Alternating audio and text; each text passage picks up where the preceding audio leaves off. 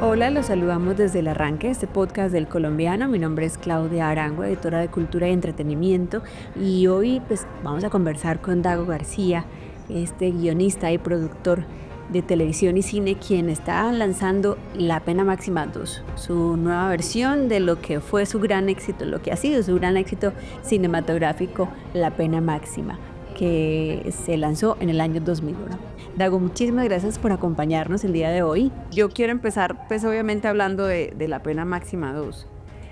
Sí, Es que es la secuela de la famosa Pena Máxima que pues, Dios mío, eso en su momento fue todo un boom y todavía me encanta que la gente la recuerda. No sé si has visto que con los partidos de la Selección Colombia eso se vuelve también viral. sí, sí, Eh, sí, esa película es icónica. claro, ¿lo pensaste en algún momento? Cuando la hice, no, por supuesto que no, uno nunca, digamos que en el éxito siempre hay un altísimo componente de suerte, ¿no? Sí. Tanto en el éxito como en el fracaso. Uno trata de hacer las cosas lo mejor que puede, pero ya el resultado final siempre está atravesado por una cantidad de circunstancias que no dependen de uno. Y nada, yo cuando vi que esa película empezó a convertirse en lo que se ha convertido, pues el primer sorprendido fui yo, ¿no? Ajá. Hay hasta mites y hay el cuento este de Saúl, hermano, y una cantidad de cosas que en la Cinemateca de Bogotá, en la pared, pusieron como frases icónicas de las películas colombianas. Y hay una que dice, yo no quiero un higo, quiero un crack. En fin, digamos que esas son cosas que suceden, nadie planifica y pues qué bueno que le sucedan a uno, ¿no? También. Qué maravilla. Estrenar en diciembre, pues y justo el 25 no es, o sea, no ha pasado con todas sus películas desde La Pena Máxima o desde atrás, bueno, la Pena Máxima, porque eso fue una decisión del distribuidor, en este caso, si no estoy mal, es Cine Colombia. Y Sí, cuando empezó a ser así y se volvió casi que una tradición esperar la película de Dago del 25 de diciembre, eso también creo que te tomó por sorpresa, me imagino. sí, sí, porque digamos que la operación mental para tomar esa decisión no la hice yo, eso la hizo Cine Colombia. Ellos empezaron a ver, sobre todo empezó con el paseo, ¿no? Vieron el paseo Exacto. y ellos como que dijeron, bueno, en diciembre el ánimo de la gente cambia, ¿no? En diciembre la gente se vuelve como más relajada, diciembre es un mes muy familiar y vieron estas películas que son familiares, que son un humor ligero, entonces como que dijeron, este tipo de películas pueden caer muy bien en el mood que tiene la gente en la época decembrina, lo ensayaron y dio resultado. Y desde ahí empezamos a estrenar los 25 de diciembre y por fortuna pues el público nos ha acompañado, ¿no? Entonces también eso esta no fue tan accidental, ¿no? Eso sí fue más como un cálculo de marketing que hizo la gente de Cine Colombia y que les dio resultado por fortuna. Qué bueno. Sí, porque además la gente así está en vacaciones, se va al 25 de diciembre o en, esa No, o en ese no, es puente. que, es que ¿qué más haces un 25 de diciembre? O sea, fíjate, diciembre de que otro plan, ¿no? Pues ir a cine, hombre, Cine. ir a cine, y a pedirse un rato porque con todos los estragos de la noche de Navidad, pues es un plan bueno, bonito y barato. Total. Bueno, y poca gente sabe, Dago, que Dago García Producciones, pues no solo son esas películas de diciembre a las que ya estamos acostumbrados, sino también hacen como de socios, de partners de un cine más de autor que ha salido Sí. incluso a grandes festivales, ha estado nominado a los Oscar como El Abrazo de la Serpiente o La Prelista que estuvo Pájaros de Verano. ¿Usted cómo logra ese balance? O finalmente es el éxito de estas películas cómicas lo que lo ayuda o lo impulsa. Sí, evidentemente. Nosotros partimos de una base y es que no creemos que entre el cine de arte y ensayo, o de autor, o como se quiera Uh llamar, -huh. y el cine de entretenimiento haya una relación de oposición, de canibalismo, de exclusión. Ok. Pensamos que al contrario, entre esas dos formas de cine existe o debe existir una relación de solidaridad, de interdependencia, porque es que el cine de autor es el cine que, como se hace de espaldas al público y solamente respeta la relación entre el autor y la obra, es el único lugar donde los lenguajes evolucionan, donde los códigos éticos y estéticos cambian y se ajustan a los tiempos. el cine de entretenimiento no tiene vocación de experimentación, pero históricamente ha usufructuado los descubrimientos del cine de autor, ¿cierto? Y eso sí, uno puede revisar la historia del cine y se va a dar cuenta que todos los descubrimientos que hacen los autores, luego la gran industria los capitaliza. Entonces, lo más lógico es que esta industria subvencione este otro tipo de cine. Y cuando nosotros tenemos oportunidad, cuando nos va muy bien en nuestras películas de entretenimiento, pues destinamos parte como de la utilidad para participar en películas que tienen otra vocación y de esa manera ser un poco coherentes con esa idea que tenemos, ¿no? Para llevarla a la práctica. Claro. Hablando de estas películas que estrena cada año, ¿cómo es ese proceso? O, bueno, en general, el proceso de Dago para hacer un guión. Yo me imagino que antes trabajaba solo y ahora tiene un equipo que no sé si lo hace todos los días, si tiene una rutina. Sí, pero yo sigo trabajando solo, digamos que a nivel de la escritura de guión sigo, de hecho también en la televisión, digamos que yo soy un dinosaurio. ¿En serio? ¿Cierto? O sea, a pesar de que quizás la primera experiencia colectiva de escritura de equipo de escritores, así como industrial, fue Pedro el Escamoso. Por supuesto, antes Bernardo Romero había ensayado a escribir con otro partner y habían duplas de escritores, pero quizás de las primeras experiencias de trabajo en taller, lo que hoy en día llaman mesa de escritores, fue Pedro el Escamoso. Y a pesar de que durante mucho tiempo trabajé con equipo, de un tiempo para acá lo lo escribo solo, ¿no? Tanto las películas como las series que escribo. Okay. Entonces, soy un cusumbo solo, tipo de la vieja escuela. Y normalmente todo empieza en el caso mío, como con un recuerdo, ¿no? Yo creo que lo que me la paso haciendo es escribiendo la memoria. No quiere decir que sean películas autobiográficas, claro, pero siempre como que el primer impulso es algo que recuerdo de mi vida, ¿no? Algo que por alguna razón sigue en mi cabeza. Y a partir de eso, como que voy trabajando ese recuerdo, lo dejo que evolucione en la cabeza. Trato de no escribir nada prematuramente. La cabeza es muy sabia y, como algunos dicen, la cabeza es la loca de la casa. Y la cabeza trabaja sola. Y hay un momento en que la cabeza le dice, llegó el momento de sentarse a escribir. Primero escribo como automáticamente todo lo que se me viene a la cabeza. Y luego ya empiezo a darle forma, ¿no? Ya empiezan a entrar como las consideraciones dramatúrgicas, de género, de personajes, y ahí voy armando el guión. Entonces sí es un proceso que empieza por del caos hacia la forma definitiva, ¿no? ¿Y eso puede ser en cualquier hora? Digamos que la aparición como de la chispa, sí es absolutamente caótica y nunca depende de tu voluntad, ¿no? Eso le pasa a todo el mundo. Claro. Te pasa a ti, te pasa a todo el mundo que uno está duchándose y algo se le ocurre. El titular que necesitaba se me ocurre duchar.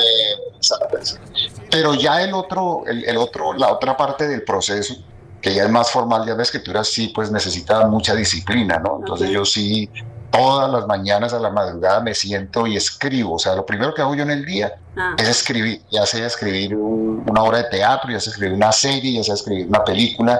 Yo le dedico unas 3 horas del día muy concentrado y muy disciplinado a escribir. Pero ya después de que la idea ha tomado forma y que ya sé para dónde voy. Y ese primer proceso sí es bastante caótico y se maneja como le da la gana, sin tenerlo en cuenta uno. Qué maravilla. Usted ahorita mencionó lo del cine, del ir al cine por entretenimiento, que es como lo que nos convoca también en estas películas que lanzamos en diciembre. Y yo estaba escuchando una entrevista suya en donde cuenta que la tía Doris fue ese primer impulso cinematográfico. ¿Qué recuerda de esas épocas en que usted iba al cine por entretenimiento? Mire, yo iba con mi tía Doris y hay una cosa que me parece a mí hoy en día mirada en perspectiva increíble. Porque en esa época existía una cosa que se llamaba el cine rotativo, ¿sí? ¿Qué significaba el cine rotativo?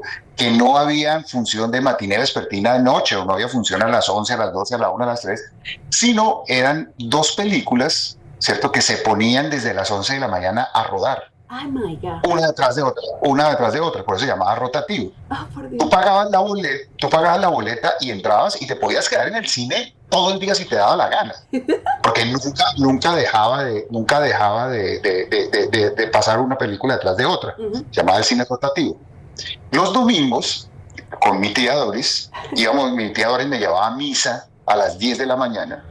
Salíamos de misa a las 10:30 y nos íbamos para el Teatro Copelia. Y entrábamos al cine a la mitad de una película. ¿Sí?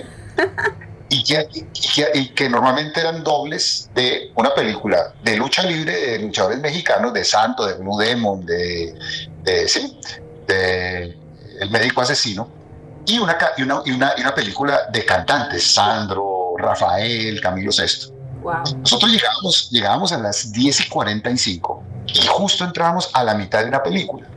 ¿Y qué hacíamos? Nos veíamos la segunda parte de esa película, nos veíamos toda la película siguiente completa y esperábamos a que la película primera llegara al punto donde habíamos entrado para irnos del teatro. No, que no. O sea, era una forma muy loca de ver cine, pero así se veía el cine rotativo. Qué locura.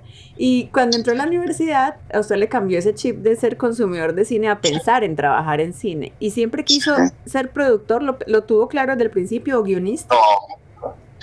No, digamos que eso fue producto de mis profesores, de Gilberto Bello, de Juan Rey, de Eva de Masuro. Yo estudié, por fortuna, en un muy buen momento del externado de la Facultad de Comunicación. Y el primero que nos habló del cine como una forma de expresión, como una posibilidad laboral, fue Gilberto Bello, un crítico de cine que quiero mucho. Y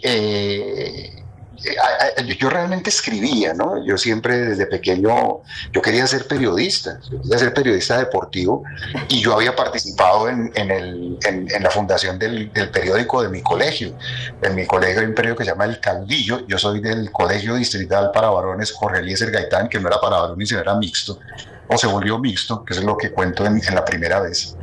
Y en ese colegio yo y pues, unos amigos y yo fundamos con unos amigos, entre ellos Víctor Manuel Sánchez, Mario Mora, Hernán Galeano, fundamos un periódico llamado El Caudillo, y yo escribía ahí, y escribía la sección deportiva. Luego en la universidad también hice un par de intentos por escribir en periódicos. Entonces realmente, claro, como yo escribía, como que era lógico que cuando se hacían los equipos de trabajo para hacer audiovisual, ¿a quién le encargaban el guión? Pues a este man que escribe. Entonces ahí fue donde yo empecé a escribir, y todos mis amigos con los que empecé, el Flaco Solórzano, Álvaro Bayona, Carriazo, Juan Carlos Vázquez, Juan Carlos Villamizar, Rodolfo Hoyos, Oscar Céspedes, todos ellos les fascinaba mucho como el set, la cámara, la actuación, y a poco les interesaba la escritura, que es lo único que se hace en solitario. Digamos que todo el mundo del audiovisual, lo más aburrido es la escritura, porque estás solo al frente de un computador y una máquina de escribir, mientras que el set reúne a la gente. Y segundo, tampoco les interesaba mucho como todo lo que era la logística, la economía. Si ellos eran más artistas, pues ¿quién tenía que escribir? ¿Quién tenía que producir? Pues este fechito. Entonces me tocó por descarte. Eso es como cuando los muchachos organizan los partidos de banquitas, que al más malo lo mandan para el arco. Pues a mí me pasó eso. Como no tenía habilidades para actuar ni para muchas otras cosas, terminé escribiendo y produciendo. Bendito Dios. Y también es que son cosas como muy particulares que le han pasado a Dago, porque también llegó primero a la televisión. ¿Y en qué momento da el salto al cine? Yo llegué a la televisión gracias a dos personas, a Julio César Luna y a José Antonio de Brigar, que se interesaron por unos trabajos que hacíamos nosotros en la época en que estábamos en la universidad, hacíamos videos. Y ahí empezamos, y cuando estábamos en la universidad realmente nuestro sueño era hacer cine. Pero pues en los 80s hacer cine era complicadísimo. complicado porque había que hacerlo en 35 milímetros, unas cámaras que habían como dos en Colombia y eran súper complejas de manejar. La mitad de los procesos había que hacerlos por fuera del país. Mejor dicho, hacer películas en Colombia antes de los 90 era muy complicado. Entonces, claro, la televisión apareció y nos permitió desarrollar como habilidades que teníamos de la universidad, y más o menos en la mitad de los 90 apareció en nuestras vidas un director que venía a estudiar en Checoslovaquia, que se llamaba Ricardo Coral. Él venía de estudiar cine en Checoslovaquia, había pasado por San Antonio de los Baños, la escuela en Cuba, y allá se había encontrado con otro amigo nuestro de esa generación que se llama Rodolfo Hoyos. Y Rodolfo Hoyos le dio el dato mío. En esa época yo trabajaba en Quiebracanto, yo ponía música en Quiebracanto, y un día apareció Ricardo Coral en Quiebracanto a decirme que quería hacer una película y que no conocía a nadie más en Colombia sino a nosotros. Y él fue como el que volvió a despertar en nosotros ese deseo de hacer películas, ¿no? Entonces fue a mediados de los 90 y gracias a Ricardo que nos volvimos a reencontrar con el cine y de ahí en adelante no hemos dejado de trabajar en el cine. Qué maravilla, además porque cada vez que se estrena una película suya, esto se vuelve como decíamos ahorita, es ya como la tradición. Y yo quería retomar eso y preguntarle de esa primera que sacó hace casi 20 y pico, 24, 25 años, a esta, La Pena Máxima, ha cambiado mucho las cosas. Y yo me imagino Claro. que usted nota también en tema de manejo de cámara. Hay muchas cosas que cambian. ¿Cómo ve esa diferencia? No solamente la tecnología, la realidad. Total. Fíjese que yo hice una versión de La Pena Máxima en México hace como 6 años. Okay. La película se llama Tuya Mía Te La Apuesto, pero es el guión de La Pena Máxima. Y cuando empecé a hacer la adaptación, pucha, me di cuenta que esa película dependía de la ausencia de conectividad entre la gente, ¿cierto? Wow. Porque eran un par de tontos tratando de averiguar cómo iba un partido y no podían saberlo y llegaron al extremo de tener un radiotransistor dentro del ataúd para poder saberlo, ¿cierto? Hoy en día, con la conectividad en la que estamos, con los teléfonos inteligentes, eso es absolutamente inverosímil. Absurdo, sí. ¿Cierto? Entonces la otra cosa, en La Pena Máxima original, el rito de hacer fila para comprar la boleta era importantísimo. Hoy en día las boletas se compran por internet y llegas con el código QR al estadio. Entonces hay una cantidad de cambios en la sociedad que hacen inverosímil hoy en día la anécdota original de La Pena Máxima. Por eso, de lo que se trató en esta segunda entrega es de conservar el espíritu, ¿cierto? Pero generar unos nuevos personajes y una nueva anécdota más coherente con los tiempos de hoy.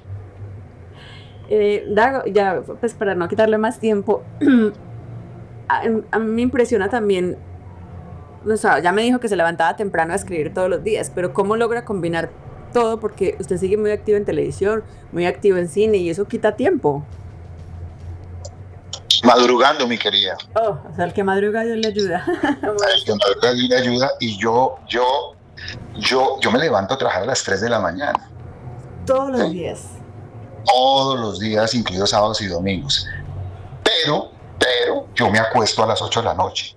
¿Sí? Ok. Entonces digamos que yo vivo la misma jornada laboral de cualquier cristiano, pero trabajo en horas donde rinde mucho el tiempo porque no existe el mundo. ¿Sí? Nadie te llama a las 3 de la mañana. A las 3 de la mañana no existe teléfono, no existe familia, no existe compañeros de oficina. ¿Qué haces? ¿Qué es lo único que puedes hacer tú? Trabajar. Y entonces te rinde mucho porque la concentración es absoluta. El tiempo es valioso porque no lo tienes que compartir con ninguna otra cosa. Buenísimo. Entonces digamos que he encontrado y además madrugo pues porque toda la vida he sido insomne, y en un momento de mi vida hace como 30 años dando vueltas en la cama dije, puta, ¿yo qué hago aquí dando vueltas en la cama? Más bien me levanto y empiezo a trabajar y así por lo menos distraigo la cabeza. Y desde ahí tengo esa disciplina y por eso siento que vivo a deshoras de mucha gente, pero ese vir a deshoras permite que el tiempo me rinda. Claro que sí. ¿Sigue pensando, Dago, que La Vendedora de Rosas es la película que más le gusta al cine colombiano? Sí, sí, pero hoy en día me gustan otras películas como Los viajes del viento, por ejemplo, que me parece una gran película, como Porfirio, que me parece una gran película, como Los Reyes del Mundo, que me parece una gran película, pero en mis afectos sí siento que La Vendedora es algo especial y que en gran medida marcó el rumbo de nuestro cine desde esa película. Claro, y finalmente, ¿cómo ve? O sea, el 2023 fue duro, 2024 creo que también, pero no sé si tanto. Más duro. Está bien. ¿Cómo ve el cine hoy colombiano?